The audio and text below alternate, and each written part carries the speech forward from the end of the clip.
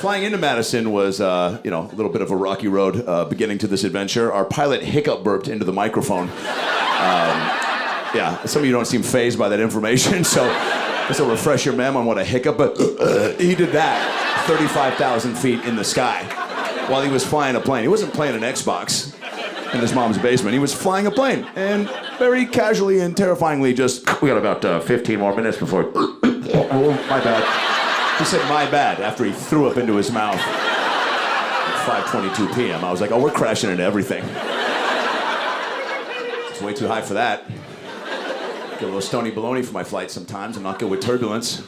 Helps to dilute some of the severity of the bump and grind. I don't know how you guys deal with turbulence. I usually get my favorite song loaded up that I want to die to. I don't want some stranger screams to be the soundtrack to my demise. I don't want to hear some guy 4 rows deep being like, I should have gone to see Coldplay live. To be the last thing I hear. Now, I want some Beyonce single ladies to be driving that ship, some Hanson Zumbab, some, look at this photograph. Right? Something catchy to distract me from the flames, right?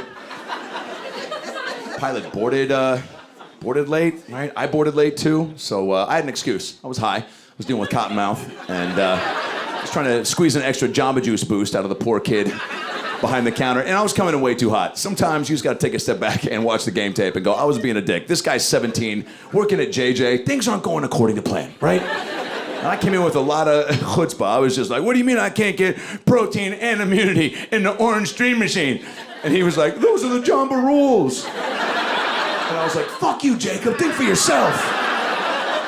Way too hot, right? Then I Kevin McAllistered as fast as I could through the terminal and boarded the plane at the same time as the pilot. And we just kind of, I was immediately into a downward spiral. I was like, you should have been here setting the buttons and prepping the switches. And he looked at me and he was just like, which didn't make me feel any better, right? And then he was like, hey, have a good flight, sir. And I was like, yeah, you too, man, because you're fucking doing it. Have a better flight. Please, don't kill us. I sauntered back to my seat in the emergency exit row, which should have been a sweet treat of an experience, right? Unlimited leg space, all the snacks I could muster. But at the peak of my high, here comes that flight attendant to make me the mayor of Paranoia City. Yeah, I forgot when you're sitting in the exit row, you have to step up to the streets too at some point and be a hero. And I was not in any shape or form to pull that off. I'm just staring comatose out the window, looking for Care Bears, creating as much of a moment as I could to be a problem. And here comes that flight attendant at the peak of my high. Excuse me, Mr. Ray, are you willing to help and assist in the event of an emergency? And I was like, I mean, you saw me working on the seatbelt for the last 18 and a half minutes. I'm gonna let you answer that for yourself, Deb. But fuck, read the room, bitch. I got cottonmouth, all right? That's worse than turbulence. When you walked up, I was going, nah, nah, nah, nah, nah. What about that behavior suggests I could save lives? At least we had some treats, right? Some planes don't even give you snacks. I was on a Spirit Airlines flight once. Didn't want to do it. Had to. It was $10 round trip from LAX to JFK. And I'm a Jew, and that's a deal I was not going to pass up. They call it Spirit Airlines because your spirit leaves your body when you board. It's like, oh, fuck this, dude. You're on your own in Minneapolis. I'll walk.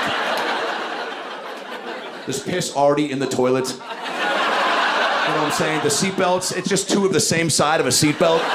You can't ever snap in properly. The flight attendants are blind and on the spectrum. The pilots high five when they land the plane. It's like, dude, act like you've been there before, fellas. Yo, Cameron, this thing's got 4 wheels, dog. We gotta do this again, man. That's what I'm talking about, man.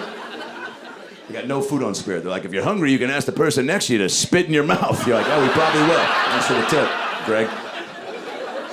Southwest might be a notch above Spirit. Sometimes you got to take Southwest, man. It's just the right fare, right? It's a great affordable move, right? You get like a $90 ticket from Phoenix to Burbank, and you're like, hell yeah, right? And then 20 minutes into a 50-minute flight, they're like, we're gonna make a quick pit stop in Shanghai, China. It's just easier for us. Thanks so much for understanding. C Group, you ever get C Group on Southwest? Sometimes you forget you're checking into an SW flight, and they throw you to the wolves. They're like, hey, off to the rest of the bottom of the barrel, Creature City, right? C Group is all the people you forgot we have. It's just fucking Narnia.com. It's just fucking... You ever go to Walmart anywhere in the Midwest past like 11:45, and you'll just see a guy, and you're like, oh yeah, I forgot we have that type of guy just walking around with a ponytail and a family, right? Last time I was at a Walmart, Des Moines, Iowa, 12:15 a.m., and heard a guy out of nowhere just go, "Gah!" his face. Everyone just looked at each other like, all right, I guess we'll skip that fucking aisle tonight. Get celery tomorrow. Celery's not going anywhere. Yeah, C group is just fucking the bottom of the barrel. It's just everyone's just foaming at the mouth. They've never even seen a plane. Like, they've all got, they got mayonnaise on their sweatpants, and they're wearing fucking shin guards for some reason, and Hakeem Olajuwon jerseys, and they got pubes on their eyebrows. They're taking Dayquil at night and NyQuil during the day. Just men are wiping their butt after they pee. Just fucking. I hope there's potato salad out there. There probably won't be, Doug. Jesus Christ. Yeah, okay, sure. Yeah, let's get those out of the way. All right. Oh, man.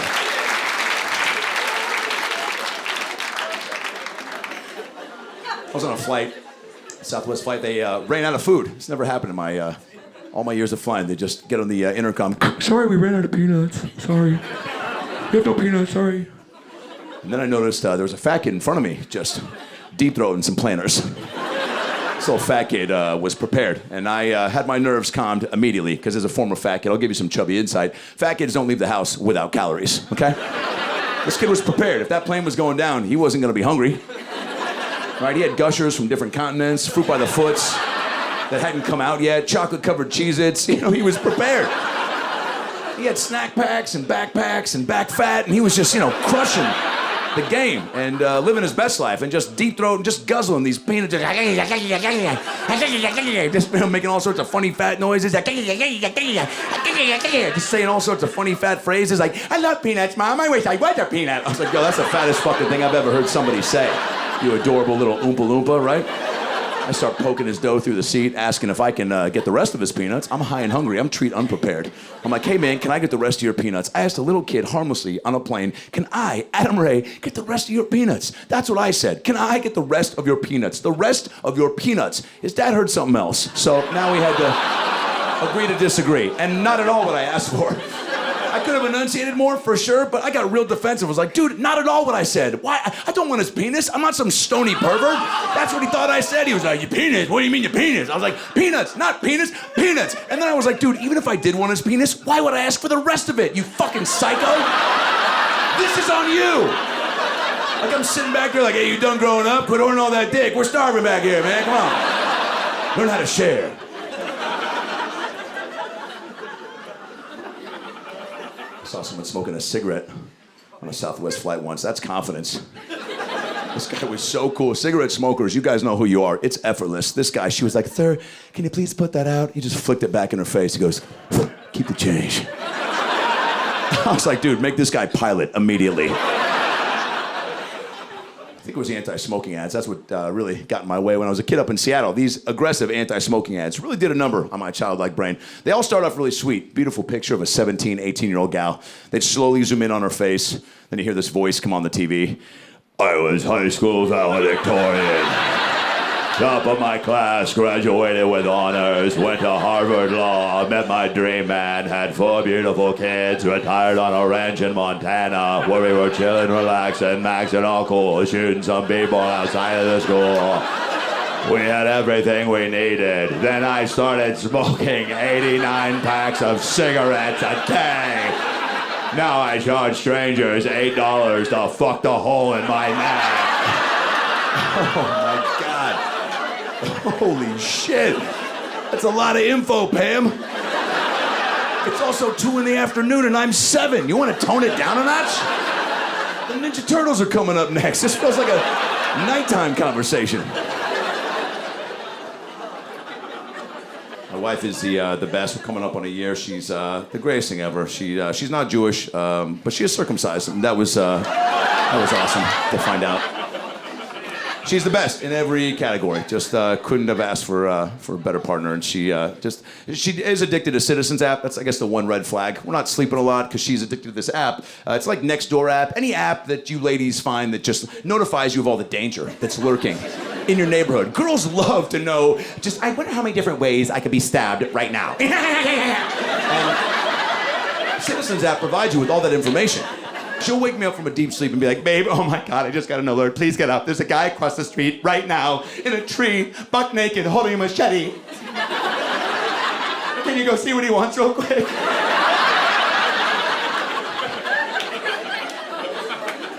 I was like, babe, I think a guy in a tree with his cock out, holding a sword at 3 in the morning, already has his night planned out. What am I gonna say that's gonna deter this gentleman from the agenda he's created?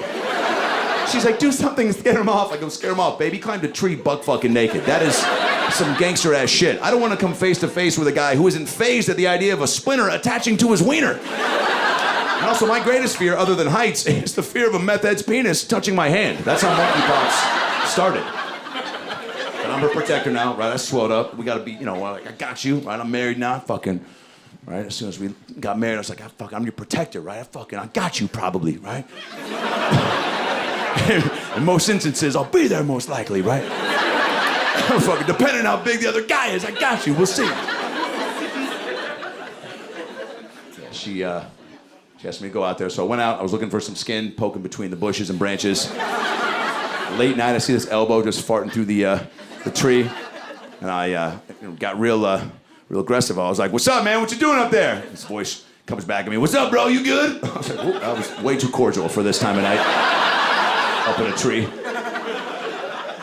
I go, what's up with that sword, dog? He goes, it's a machete! All right, fair enough. What about the no clothes thing, man? Why you buck naked? He was like, why you buck naked? I was like, touche. I was also buck naked. I should have put this on.